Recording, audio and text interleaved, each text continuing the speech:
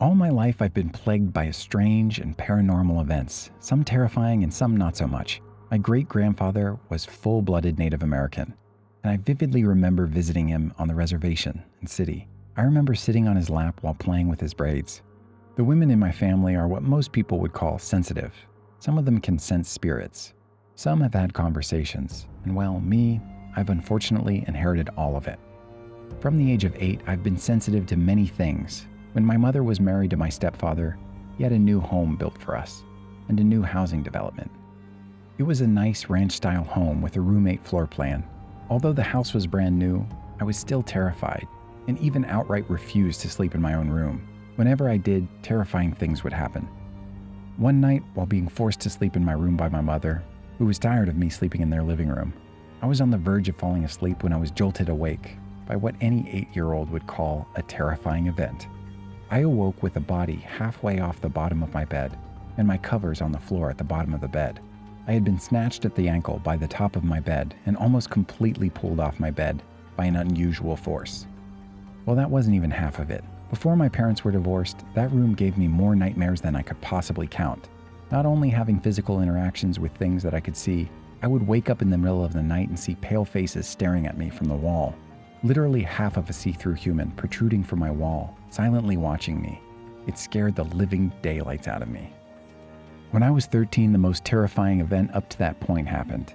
The pretense to this event was a few days before the big event happened. I was napping on the couch in the living room when I felt someone slap me. Now, this wasn't a slight slap. There was a force behind it. It felt as if someone slapped me with all their might, and then my eyes snapped open. I sat up crying, and yet there was no one around.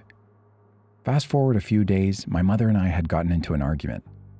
I don't remember what the argument was about, but probably the normal things young girls and mothers argue about, and I stormed off to my room.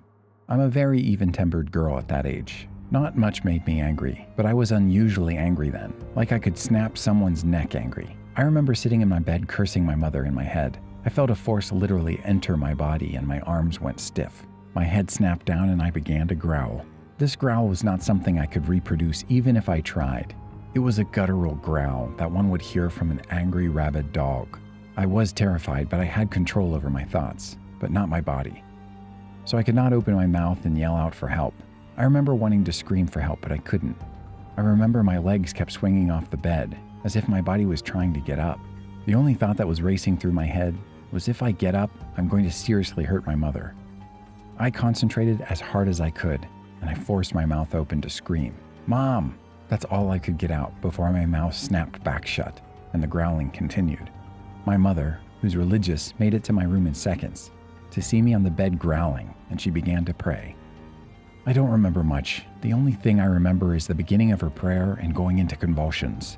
I'm not sure how much time had passed, but when I came to, I felt as if all my energy had been drained, and I could sleep for days. That was just the beginning of what has been a life of extremely terrifying events.